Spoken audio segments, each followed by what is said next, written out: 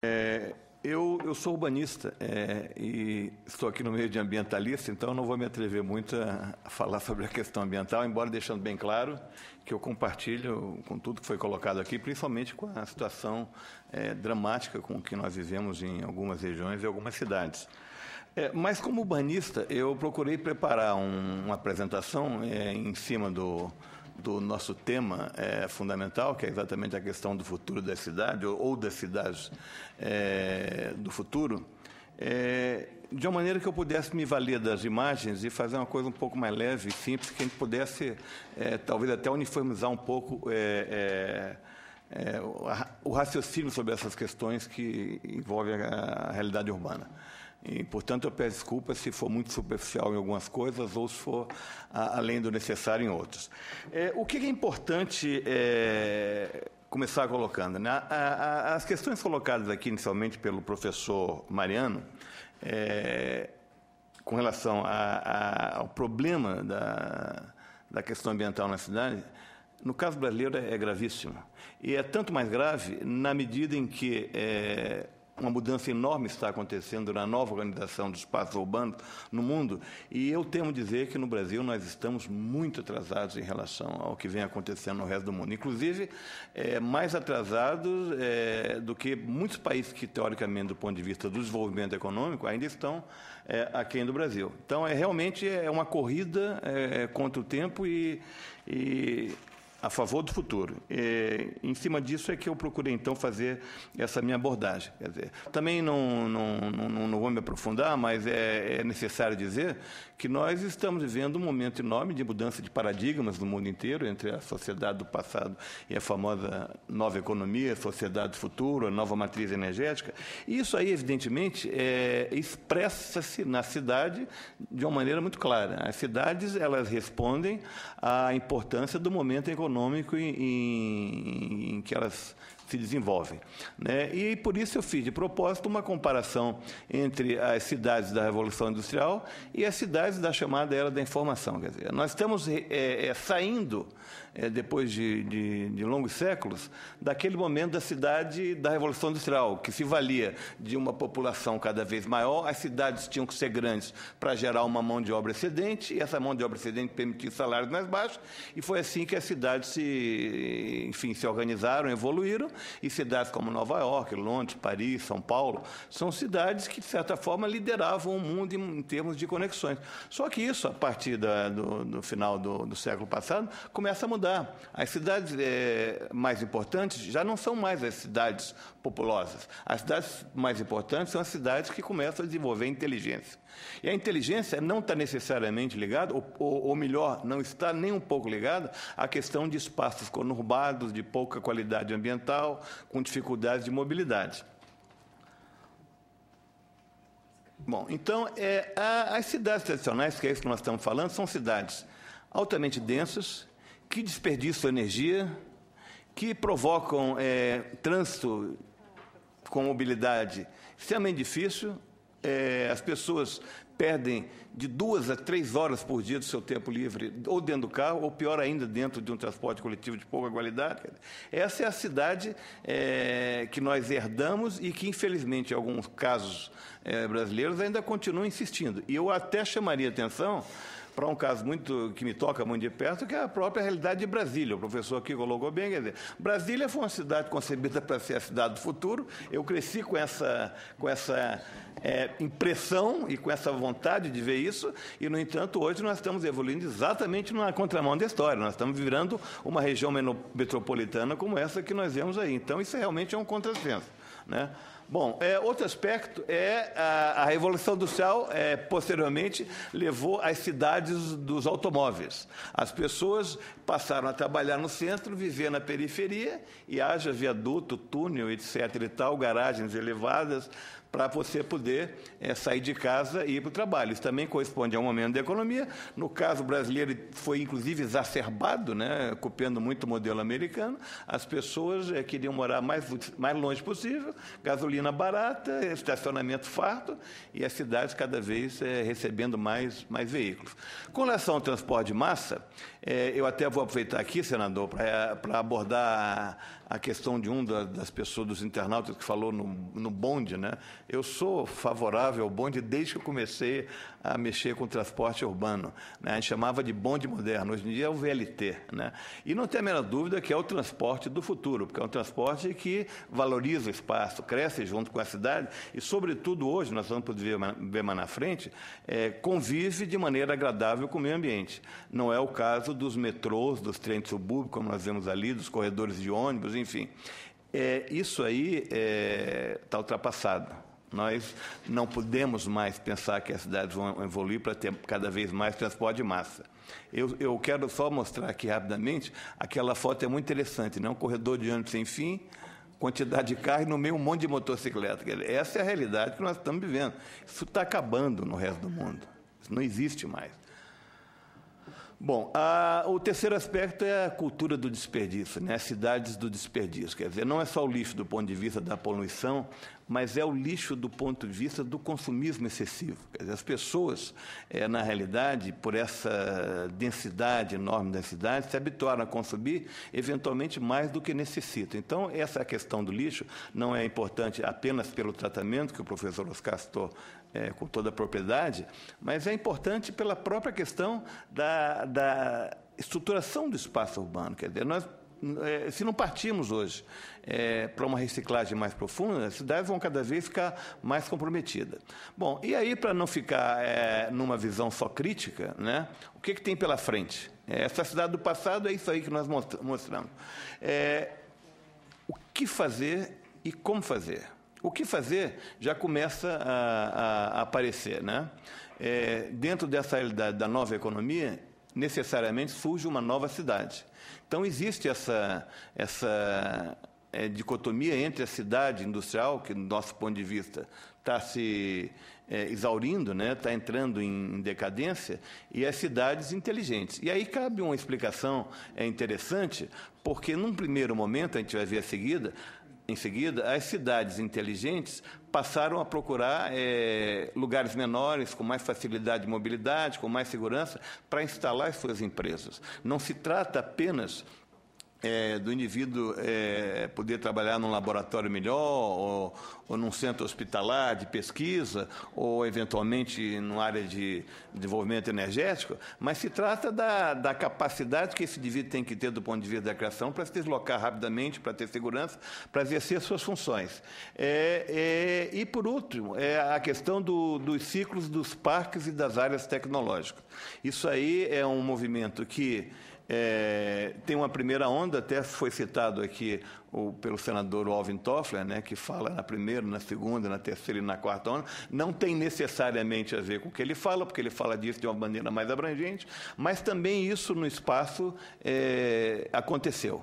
A primeira onda é a que todo mundo conhece, é a do Silicon Valley, quando você começa lá, ainda em meados do século passado, através do envolvimento da universidade com a pesquisa, e faz surgir, então, todo o interesse em inovação, empresas que começam a se utilizar dos recursos humanos da universidade para promover os primeiros parques tecnológicos. E hoje a gente vê, numa região adjacente a São Francisco, e é interessante mostrar isso, quer dizer, esse movimento não surge em Nova York, não surge em Paris, não surge em Londres, não surge em São Paulo, não surge nas grandes cidades, surge em universidades que tinham, eventualmente, até um convívio melhor com cidades com mais qualidade de vida. A partir daí vem a chamada segunda onda, que já é a incorporação, e isso é muito importante, do empresariado no negócio. Né? Aqui nós temos, por exemplo, eu não vou nem muito longe, aqui do nosso lado, aquilo ali é Santiago do Chile. É uma cidade empresarial no meio de condomínios residenciais, ou seja, passou a ser um negócio para o setor privado também produzir parques tecnológicos. Isso foi um avanço, porque permitiu multiplicar em muito a implantação de áreas de alta tecnologia mundo afora. Né? Quero dar um outro exemplo. Essa região aqui, e aí é muito interessante, porque, ao contrário das indústrias da Revolução Industrial, que se organizavam em espaços quase contíguos, ocupando o máximo possível de área, vou demorar um pouquinho mais. Vou pegar um pouquinho com essa campanha aí. Então, tá bom, vou tentar correr. Mas, ao contrário, as indústrias de alta tecnologia, as empresas de alta tecnologia, elas procuram se localizar em áreas de qualidade ambiental, como é o caso aqui dessa cidadezinha. Isso é uma cidade de pouco mais de 30 mil habitantes, no Alabama, que não é o estado mais desenvolvido dos Estados Unidos, pelo contrário, é um dos estados menos desenvolvidos, mas tinha uma base da NASA aí e começou a haver um movimento em torno de pesquisas aeroespaciais, e essa cidade hoje aí tem o terceiro polo tecnológico dos Estados Unidos, né? Com 30 mil pessoas convivendo com um ambiente extremamente agradável e unidades de produção pequenas, cercadas de verde. Não é só pela qualidade, mas também pela segurança. Então, com relação à produção de informações, enfim. Então, esse é o conceito, né, da famosa segunda onda. Por fim, não, ainda na terceira onda, a coisa já toma uma outra dimensão. E aí sim é que nós começamos a ficar para trás. Hoje são as cidades tecnológicas. O melhor exemplo, e por isso eu coloquei de propósito essas imagens, é o de Toulouse, no sul da França. Toulouse é uma cidade histórica, importante, mas capital de uma região em depressão, no sul da França, era uma região que perdia população, em função da saída dos filhos dos agricultores, enfim. E, a partir de um determinado momento, tomou a iniciativa de implantar um polo aeroespacial. Hoje é o polo aeroespacial mais importante do mundo, onde está concentrado todo o grupo aeroespacial, e a região toda ganhou uma nova dimensão. Inclusive, senador, o senhor citou aí, com pessoas que trabalham em outras comunidades, longe de Toulouse, e que se relacionam com a sede à distância. Não há mais aquele deslocamento que a gente estava acostumado a ver nas cidades tradicionais. Eu chamo a atenção, e estou querendo mostrar tudo isso, infelizmente com uma certa rapidez, porque é isso que está surgindo no mundo. Essas são as cidades que estão crescendo cada vez mais e estão organizando um novo espaço. E a quarta onda é a das cidades inteligentes. Aí já é uma evolução grande, porque não se trata apenas de alta tecnologia. Aí podemos entrar, inclusive, nesse conceito mais amplo de sustentabilidade, porque não é, como já foi muito bem colocado aqui por outros colegas, a sustentabilidade, às vezes, as pessoas confundem com o verde. Não é só isso. A sustentabilidade é a geração de emprego limpo, de atividades econômicas que possam sustentar a população, geração de riqueza, enfim. Qualidade do espaço, mobilidade urbana e o que hoje os ingleses, que geralmente são os pais do urbanismo, estão chamando de work, live and play, né? Locais onde as pessoas possam viver, trabalhar e se divertir, se deslocando o mínimo possível, né? Então, essa quarta onda, o que ela traz no seu bojo? Primeiro, associa o desenvolvimento econômico com o desenvolvimento espacial e com o equilíbrio ambiental. Ali nós vemos já uma coisa que está ocorrendo muito, inclusive no Brasil, né? Isso é um projeto para São Paulo, para o Tietê, é a implantação de parques lineares. Esse projeto aqui tem feito muito sucesso, é interessante, não sei se está dando para ver bem, em função da luz, mas isso é a famosa High Line de Nova York. É uma via elevada, completamente deteriorada, no meio de edificações antigas. Hoje virou um passeio público, começa a haver uma renovação urbana importante, as pessoas, o espaço foi valorizado, as pessoas vão trabalhar a pé e vão se divertir, vão andar, vão passear aqui. Isso é um espaço, enfim, essa questão da revitalização do espaço urbano que está no contexto dessas novas cidades. E aí, então, entre esses conceitos de renovação, revitalização, descentralização das cidades, isso é muito importante, né? As cidades tradicionais, elas eram organizadas em termos de polos, né? O centro era o lugar para onde convergiam todas as atividades de emprego. Hoje isso está acabando. Você tem polos que estão se afastando do centro da cidade. O centro da cidade está sendo recuperado para ter qualidade, para ser o espaço de lazer, de cultura, mas as pessoas estão se transferindo para polos especializados e as cidades grandes que estão começando a fazer isso exatamente porque perderam nessas ondas anteriores a sua importância. E para resgatar isso, o que está acontecendo? Estão criando cinturões onde você tem polos especializados em determinado tipo de produção, em determinado tipo de serviço, onde as pessoas moram, se deslocam, trabalham, e nos fins de semana ou durante a semana vão à cidade fazer sua compra, ver um filme, ver uma peça de teatro, enfim. O centro desempenhando uma função muito mais lúdica e muito mais agradável e preservando o seu patrimônio histórico. A requalificação dos bairros, né? E aqui eu chamo a atenção também para uma coisa semelhante à que aconteceu nos Estados Unidos, só que aqui é em Paris. Esses arcos davam suporte antigos trilhos de trem que iam para a Gare de Lyon. Isso virou uma promenade, né, um passeio público, e aqui embaixo bares, lojas, enfim. Essa apropriação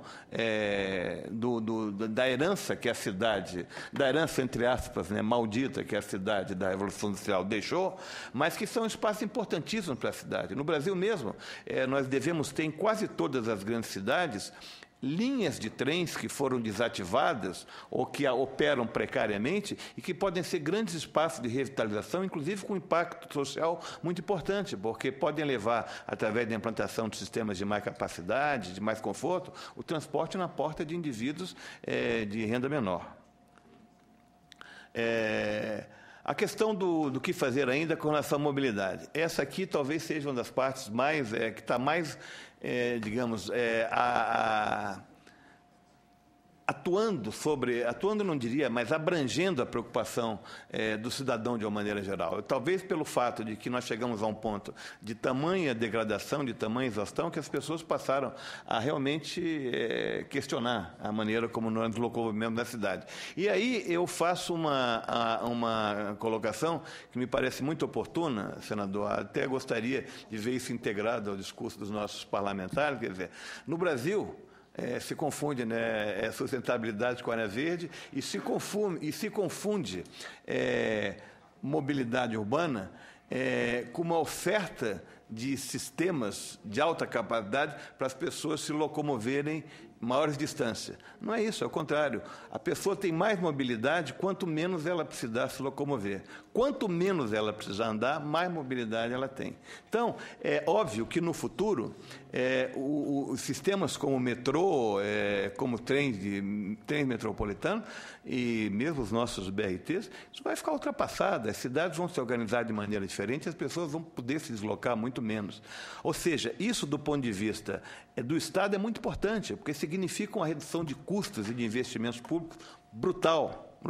O sistema do futuro, que já é presente, né, nós não estamos mais falando de coisas que ainda vão acontecer, por incrível que pareça, é um sistema de transporte do passado, que é exatamente o bonde, é o VLT. E esse aqui é um dos mais recentes que foi inaugurado. Fica em Reims, no interior da França. E o que eu chamo a atenção? Isso aqui era uma via urbana larga, lá atrás tem a famosa Catedral de Reims, portanto, ele convive com o patrimônio histórico de uma maneira muito inteligente, passa sobre um tapete verde de grama e as calçadas são alargadas. Ali, só uma via para os carros passarem ou então para os moradores. Não tem estacionamento mais. Ou seja, o que causa boa parte dos engarrafamentos? São as pessoas pararem em locais proibidos. No momento em que você inibe isso, porque você não tem duas faixas, você tem uma só, a pessoa tem que passar e não pode parar, você está criando condições para que o pedestre seja priorizado. Olha o tamanho dessa calçada aqui. Então, aqui é o centro da cidade, as pessoas atravessando e convivendo com o bonde. Então, essa requalificação do espaço ela é muito importante, por quê?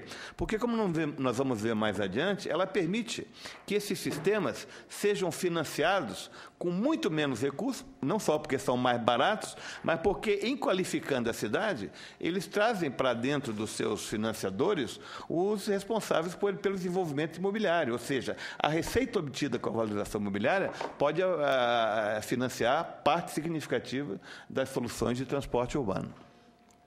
Isso entra exatamente nessa linha do que fazer. Outra coisa em relação à mobilidade é a nova matriz energética. As pessoas vão andar cada vez mais de bicicleta, né? Tá aqui as bicicletas alugadas, a pessoa paga uma moeda. Aliás, aqui no Brasil está começando a ter isso também. Os carros elétricos, que já começam a ser carros de aluguel. Então, esse é o futuro. E eu não estou pegando desenhos, nós estamos mostrando fotos de coisas reais que estão sendo implantadas em vários lugares, principalmente da Europa. E a outra coisa que eu citei ali no exemplo anterior, mas eu vou reforçar aqui, é exatamente essa questão da prioridade ao cidadão, né? Alargar as calçadas. Ao contrário do que se fazia antigamente, que se alargavam as ruas, agora tem que se alargar alargar as calçadas. Ou seja, cada vez mais a cidade vai oferecer menos espaço ao usuário do veículo individual. Por quê? Porque esse camarada vai passar a trabalhar na periferia e porque a cidade vira, o centro da cidade vira mais um local de conforto, de lazer e de prazer. Né? Bom, e por último, o que nós colocamos mais adiante, já estou terminando, Fernando. É o que os ingleses chamam, então, de work, live and play. Né? E aí, de uma maneira até exagerada, do meu modo de ver. Eles estão chegando, inclusive, a fazer projetos verticais, onde as pessoas moram, trabalham e tem o seu lazer na parte de baixo. Ou seja, é a mobilidade vertical. Evidentemente que para países de muita densidade populacional, como o Japão ou mesmo Singapura, isso aí pode até fazer algum sentido. Mas, num caso como o nosso, você pode ter perfeitamente espaços horizontais, que são mais baratos e, enfim, e que permitem o mesmo tipo de realidade. Tá, bom, agora então entramos rapidamente, só para finalizar, no como fazer. Né? Existem hoje vários instrumentos de gestão urbana, a partir da Constituição de 1998, que permite buscar uma participação muito mais efetiva do setor privado no financiamento dos investimentos de interesse público. Por que isso é importante? Porque, ao mesmo tempo que nós estamos vivendo essa mudança de paradigma do ponto de vista da organização do espaço e das necessidades das pessoas, enfim, nos seus deslocamentos diários, do ponto de vista do Estado, os recursos estão cada vez menores. E o Estado do futuro vai ter que ter um Estado muito forte em 3 setores fundamentais, que é educação, saúde e segurança. E aí nós não estamos falando de obras, de coisas suntuosas, nós estamos falando de salário. E isso é muito dinheiro. Ou seja, os estados, principalmente de países emergentes como o nosso, país em desenvolvimento, vão ter cada vez menos dinheiro para utilizar em obras importantes. Por outro lado, o setor privado começa a perceber que lixo dá lucro, que água dá lucro, que transporte dá lucro, que energia dá lucro, e isso a Constituição de 98, de 88, no que se refere à cidade, ela começa a viabilizar, através do capítulo que permite a recuperação da mais-valia gerada em cima do aumento dos potenciais construtivos. Eu estou sendo muito rápido, essa coisa tem uma certa complexidade, mas o que ocorre é que hoje, na medida em que a Constituição Federal consagra o princípio da função social da propriedade, ela permite que o que se adicione ali a partir de uma legislação específica, naquela periferia onde vai ser feito o investimento de interesse público, isso signifique como se fosse um terreno virtual criado, ou seja, algo a mais que vai ter que ser adquirido, aquela mais-valia que antes ia para o especulador, para aquele cara que comprava o terreno ali porque sabia que ia ter uma inovação, ou mesmo para quem morava na região e era beneficiado com as intervenções. Agora não, esse diferencial ele pode ser apropriado pelo Estado e transferido para a iniciativa privada em forma de investimento nesses sistemas. Então, isso hoje é algo extremamente utilizado. O Porto Maravilha está sendo feito assim, a Avenida Faria Lima em São Paulo está sendo feito assim, e é um instrumento novo que permite, então, ao poder público viabilizar essas novas ações. E aqui eu cito algumas delas, que são as operações urbanas consorciadas, que é o que está sendo feito no Porto Maravilha, no Rio de Janeiro, já foi feito em outros locais também. A ideia de juntar os interesses públicos e os interesses da iniciativa privada. Os CEPACs, que são esse certificado de potencial adicional construtivo, a partir de mudanças de uso, de aumento de gabarito, enfim, do que nós antigamente chamávamos de solo criado, que permite emitir uma moeda chamada CEPAC, e quanto mais a melhoria for sendo feita, mais essa moeda vai se valorizando. Ou seja, se o Estado for responsável e souber fazer isso em etapas, ele mesmo se beneficia da evolução e, com isso, pode financiar investimentos com mais segurança ao longo de mais tempo. As PPPs, né, que não preciso mais falar, mas que cada vez serão mais necessárias, né? E um instrumento que está sendo muito usado mais recentemente, que são as famosas PMIs, Processos de Manifestação de Interesse. Ou seja, hoje é lícito, é legal e está coberto pela Constituição que grupos de interesses possam ser formados pela comunidade, por empresas, pelo que for, pode manifestar o interesse de empreender uma obra de saneamento, empreender uma obra de transporte, empreender uma portuária, enfim, o que for, e através de um decreto promulgado pelo Estado, ele recebe o direito de desenvolver os projetos necessários, que é um problema complicado hoje no país, em função da dificuldade de gestão, em função de legislações muito rígidas, né, como a da 8666, que faz com que o nosso PAC aí ande lentamente, com que as coisas aconteçam com muito mais lentidão. Enfim, o grupo de interesse pode desenvolver o projeto, pode desenvolver toda a engenharia financeira e jurídica, até um modelo de edital que é repassado para o Estado, e aí sim o poder público tem todo o direito de mexer naquilo da maneira que melhor convier à sociedade. E com isso se ganha tempo e se permite trazer para dentro do debate a discussão do financiamento em parceria. Ou seja, vai ganhar a licitação aquele grupo que oferecer para o Estado a maior quantidade de investimento possível, ou melhor, que pedir do Estado a menor quantidade de investimento necessário. Isso é muito interessante, por quê? Porque na medida em que você tem esses valores estudados, não adianta você querer supervalorizar, porque se você faz isso, você está correndo o risco de perder aquilo tudo que você desenvolveu. Então, esses instrumentos todos que surgiram a partir da Constituição e com o Estatuto da Cidade, e com todas esses instrumentos que estão sendo ferramentas, que estão sendo desenvolvidos na área jurídica, e aí um aspecto muito importante, né? Eu venho de uma geração onde a gente falava em urbanista e entendia esse desenho, né? Hoje o urbanismo é uma ciência muito mais complexa, que envolve um bom conhecimento de economia, um bom conhecimento jurídico, e eu nem acredito mais em pessoas que fazem urbanismo na prancheta. Hoje você tem que ter escritórios realmente que pensem essas questões urbanas envolvendo todos esses perfis de profissionais. De modo que eu encerraria apenas dizendo que, embora o Brasil esteja muito atrasado, mas muito atrasado mesmo, em relação a essas inovações tecnológicas do ponto de vista do espaço urbano, os instrumentos brasileiros, do ponto de vista jurídico, existem, e isso nos permite ganhar o tempo perdido, recuperar o tempo perdido. Só para finalizar, aí então é um projeto do Porto Maravilha que popularizou essa linguagem das novas ferramentas existentes para promover a requalificação de espaços públicos com recursos provenientes de diversas fontes.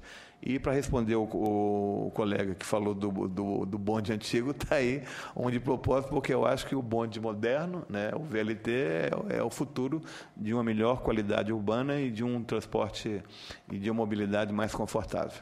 Era isso que eu tinha a falar. Muito obrigado.